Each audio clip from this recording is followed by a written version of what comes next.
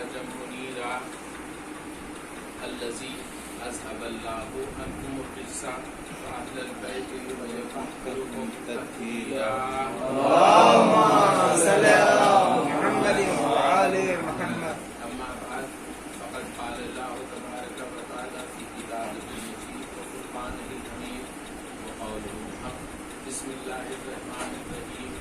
إنا أعطيناك الكوثر فصل لربك وانحر إن شانئك هو الأبتر. اللهم صل على محمد وآل محمد. عزیزان محترم حاضرین بست، مجلس کے اختصار کو دیکھتے ہوئے ہم نے قرآن مجید کا جو مختصر ترین سورہ ہے اس کی تلاوت کا شرف آپ کے سامنے حاصل کیا ہے کہ خالق کائنات کہہ رہا ہے کہ اِنَّا أَعْطَيْنَاكَ الْكَوْثَرَ، کہ میرے حبیب ہم نے آپ کو کوثر عطا کیا. فصل لربک وانحر، آپ اپنی پیشانی کو سجدے میں رکھ دیجیے، آپ نمازیں پڑھیں اور قربانیاں دیجیے. بے شک آپ کا دشمن ہی مقتول نسل ہے، بے شک آپ کا دشمن ہی بے اولاد ہے. اب اس میں دو تین چیزیں ہیں کہ جو قابل غور ہیں. پہلی بات تو قرآن مجید کا یہ سورہ بطور اعجاز، بطور چیلنج عرب کے سامنے پیش کیا. وہ عرب جو اپنے آپ کو لٹریچر کا ماہر سمجھتے تھے، جو ادب کے اعتبار سے پوری دنیا کو عجم کہتے تھے، یعنی گونگا کہتے تھے، یعنی بولنے علم کلام صرف عرب کو آتا ہے، باقی دوسروں کو علم کلام نہیں آتا ہے، وہ یہ سمجھتے تھے. تو ان کو بطور چیلنج یہ سورہ پیش کیا گیا کہ جب یہ کہا کہ یہ قرآن رسول کے جب نازل ہوا تو کہنے لگے کہ یہ کلام ہے، تو پھر اس کا جو عرب میں ایک لٹریری سیمینار ہوتا تھا، ایک لٹریری سمجھ لیجیے کہ ٹورنامنٹ جس کو کہیے کہ لٹریری ٹورنامنٹ ہوتا تھا. اس میں یہ کہا گیا جب بڑے بڑے لوگ اپنا کلام لے کے آتے تھے اور پیش کرتے تھے اور کہتے تھے، پھر اس کے اوپر تعریفیں ہوتی تھی، تو اس میں رسول اللہ نے یہ سورہ لکھ کر کے ٹانگ دیا خانہ کا کہ تم لوگ اگر اس سورے کا جواب لے کے آ جاؤ تو ہم سمجھیں. تو پوری دنیا عرب جو اپنے کو لٹریچر کے حساب سے سب سے سپریم سمجھتی تھی، انہوں نے جب اس سورے کو دیکھا تو انہوں نے کہا کہ ما ھذا کلام البشر، یہ تو کسی انسان کا کلام ہو ہی نہیں سکتا، یہ تو کسی انسان کا کلام نہیں ہے. اچھا، اب آپ دیکھیے کہ اس میں بھی عرب کی آپ ذہانت دیکھیے، ان کا ادبی ذوق دیکھیے، ان کا لٹریری انڈرسٹینڈنگ دیکھیے، ان کا ادبی فہم دیکھیے کہ اس قرآن مجید کو اگر اس سورے کو اگر آپ دیکھیے تو اس میں مصروں کے اعتبار سے اگر دیکھیے، اِنَّا أَعْطَيْنَاكَ الْكَوْثَرَ فَصَلِّ لِرَبِّكَ وَانْحَرْ إِنَّ شَانِئَكَ هُوَ الْأَبْتَرُ. یہ تین مصرے ہیں، اور عرب نے جو اس کے سلسلے میں اپنی ہار کا اعتراف کیا ہے، اپنی ڈیفیٹ کا اعتراف کیا ہے، تو کہا کہ ما ھذا کلام البشر. تو اسی بحر میں اور اسی قافیے کے ساتھ انہوں نے اس کا اعتراف بھی کیا ہے کہ یہ انسانوں کا کلام نہیں ہے. درود بھیجیے. اللهم صل على محمد وعلى محمد. ما ھذا کلام البشر، یہ تو انسان کا کلام ہی نہیں ہے. اب حضور والا اس سورے کے بارے میں آپ دیکھیے کہ جو اس کی پہلی آیت کہ اِنَّا أَعْطَيْنَاكَ الْكَوْثَرَ،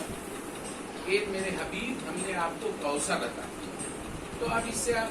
قرآن مجید کے دوسرے ترجمے دیکھتے چلے جائیے. علامہ مودودی کا ترجمہ دیکھیے تو اس میں ملے گا آپ کو کہ رسول کے قہر سے اللہ کہہ رہا ہے کہ میں نے آپ کو کوثر عطا کیا، تو اس سے مراد حوض کوثر، جو حوض کوثر ہے اس سے مراد حوض کوثر. لیکن کسی نے کہا کہ اور کوئی شے ہے، کسی نے کہا اور کوئی شے ہے، بہرحال لوگوں میں اختلاف پیدا ہوا اور زیادہ تر مفسرین نے قرآن کے یہی کہا کہ اس سے مراد حوض کوثر ہے۔ لیکن آپ غور کیجیے کہ اس سے کیا مراد حوض کوثر ہو سکتا ہے۔ یہ کس سے کہا جا رہا ہے؟ یہ اس سے کہا جا رہا ہے جس کے بارے میں خالق کائنات آلریڈی ارشاد فرما چکا ہے، اس سے قبل ارشاد فرما چکا ہے کہ لولا کا وما خلقت الافلاق، اے میرے حبیب اگر آپ پیدا نہ ہوتے تو میں کسی چیز کو تخلیق نہ کرتا۔ اس کا مطلب یہ دنیا جو خلق ہوئی ہے اپنے حبیب کے صدقے میں خلق ہوئی، یہ جو جتنی بھی چیزیں خلق ہوئی، یہ جنت، یہ جہنم، یہ جنت کی تمام تر آرام و آسائش اور جنت کی جتنی ساری چیزیں ہیں، یہ سب رسول کے صدقے میں خلق ہوئی۔ تو اب اسی جنت کا جز ہے حوض کوثر، تو جس کے بارے میں اللہ آلریڈی کہہ چکا ہے، پہلے کہہ چکا ہے کہ ہم نے آپ کو تمام چیزیں آپ کے صدقے میں خلق کی۔ تو اب اس سے یہ کہیں گے کہ اے میرے حبیب میں نے آپ کو حوض کوثر دیا اور فوراً آپ اپنی پیشانی کو سجدے میں رکھ دیا اور قربانی دیجیے، تو اس کا مطلب یہ ہے کہ اس سے حوض کوثر مراد نہیں ہو سکتا ہے،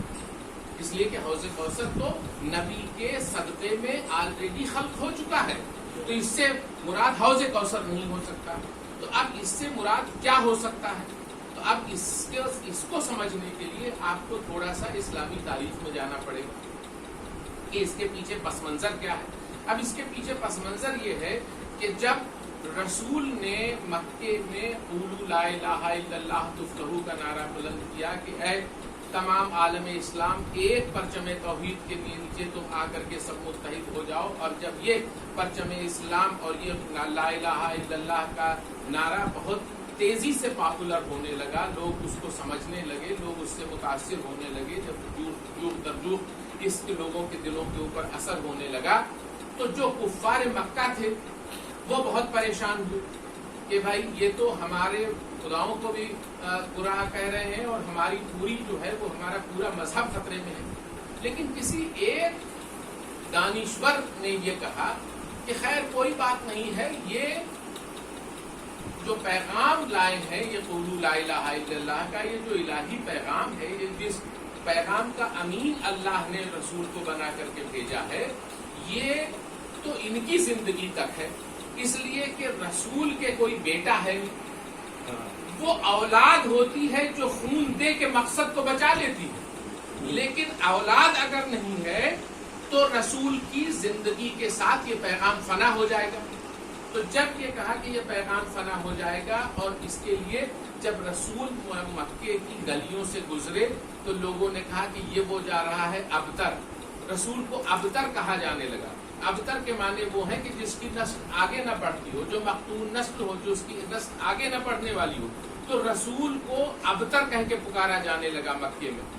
اب حضور والا تو رسول بھی یہ سمجھتے تھے کہ رسول کو جب ابتر کہا تو وہ رسول جس نے تمام مکے کے لوگوں کی مشقتیں، ان کے مظالم کو برداشت کیا، گئے راستے میں کانٹے بچھائے گئے، پتھر مارے گئے، حالت نماز میں پیٹھ پشت کے اوپر بوجھ رکھ دیا گیا، تمام تر مظالم ہیں، لیکن رسول نے کبھی بد دعا نہیں کی، نہ کسی کو برا بھلا کہا۔ لیکن یہ جب ابتر کہا لوگوں نے تو یہ مکے کے کفار کا تانا رسول کے دل میں نہ جانے کون سی گہرائی میں اتر گیا، جا کر کے غار حرا میں پتھر پر رسول نے اپنی پیشانی کو رکھ دیا، کہا یہ میرے معبود اگر اپنی نسل کی بات ہوتی تو شاید میں نسل میں تجھ سے نہ مانگتا، لیکن اے میرے معبود اس پیغام کا جس کا تو نے مجھے امین بنا کے بھیجا ہے، اگر تو نے مجھے کوئی اولاد نہ عطا کی تو یہ پیغام میری زندگی کے ساتھ ختم ہو جائے گا۔ اے میرے معبود تو مجھے کوئی ایسا سلسلہ نسل دے دے کہ جس سے میرے بعد یہ پیغام باقی رہے۔ تو بس روتی ہوئی رسالت کو اللہ نے اسی سورے کے ذریعے ان کو مطمئن کیا ہے، کہا کہ اے میرے حبیب آپ پریشان نہ ہوئیے، اِنَّا أَعْطَيْنَاكَ الْكَوْثَرَ، اے میرے حبیب ہم نے آپ کو ایک نسل کثیر عطا فرمائی۔ درود دے دیجیے۔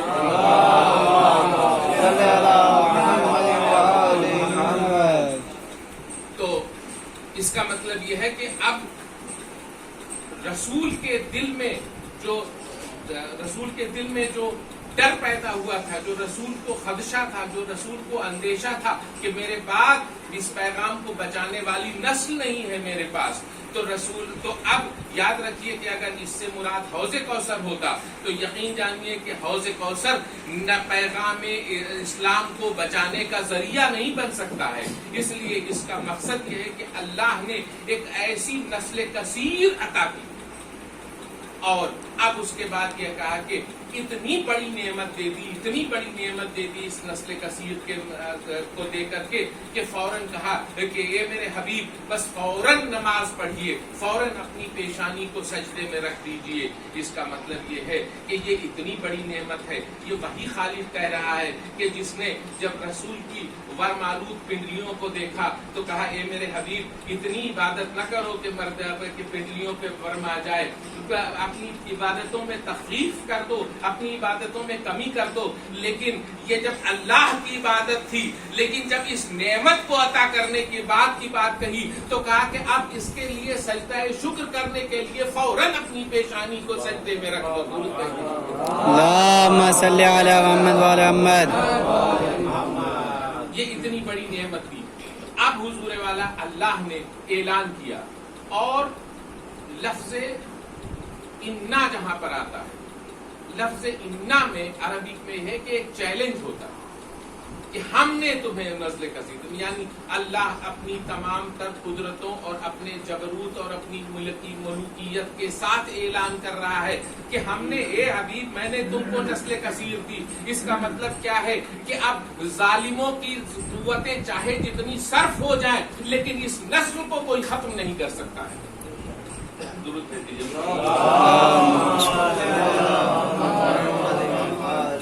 اب یہ اتنا بڑا اعلان، اور اب اس اعلان کے بعد کہ ہم نے آپ کو نسل کثیر عطا کی، تو اب اس کے نتیجے میں ہونا یہ چاہیے تھا کہ رسول کے بہت سی اولادیں ہونا چاہیے۔ اللہ کہہ رہا ہے نا کہ ہم نے آپ کو ایک نسل کثیر عطا کی، ہم نے آپ کو ایک کثرت اولاد عطا کی، تو اب اس کے نتیجے میں رسول کے بہت سی اولادیں ہونا چاہیے۔ لیکن اب رسول کے بیٹا ہوا، لیکن اللہ نے کیا کیا، وہ جس کا نام قاسم تاریخ میں ہے کہ ابو القاسم، اسی طرح کہتے ہیں جناب محمد عربی کو کہ قاسم کے والد، تو اللہ نے ایک بیٹا دیا۔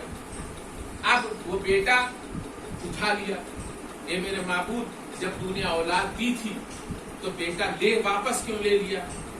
اب شاید اس کے ساتھ کہیں کہ بیٹا دیا اس لیے تھا کہ تم میرے رسول کو محرومی کا تانا نہ دے سکو، اٹھا اس لیے لیا کہ ہماری کچھ مصلحتیں تھیں۔ مصلحتیں یہ تھیں کہ اگر رسول کے بیٹا ہوتا تو 3 صورتوں سے خالی نہ ہوتا، 3 کنڈیشنز ہو سکتی تھی اگر رسول کے بیٹا ہوتا اور زندہ رہتا۔ بیٹا تو رسول نے دیا اس لیے کہ عرب میں بھی یہ تھا کہ بیٹی کو لوگ کمتر سمجھتے تھے، بیٹی کو زندہ دفن کرتے تھے کہ بیٹے سے نسل چلتی ہے، تو لوگ یہ کہتے تھے کہ اگر رسول نے کہا کہ ہم نے آپ کو ایک کثرت اولاد دی تو اس کا مطلب بیٹا ہونا چاہیے تھا، لیکن بیٹا دیا، اور ایسا ہوا ہے کہ ماضی میں بھی دوسرے انبیاء کے بیٹے ہوئے ہیں۔ تو اب اگر رسول کے بیٹا ہوتا تو 3 صورتیں ہو سکتی تھیں، یا تو رسول کا بیٹا رسول سے کردار میں برابر ہوتا، اس کا کردار اور رسول کا کردار برابر ہوتا، یا پھر رسول کا بیٹے کا کردار رسول سے بڑھا ہوا ہوتا، یا پھر بیٹے کا کردار رسول سے کم ہوتا۔ 3 ہی کنڈیشنز ہو سکتی تھی، 3 کنڈیشن کے علاوہ کوئی تیسری صورت نہیں ہو سکتی۔ لیکن اب دیکھیے کہ قدرت کی مصلحت کیا ہے کہ اگر یہ 3 صورتیں ہوتی تو اب اگر رسول کا بیٹا ہوتا اور کردار میں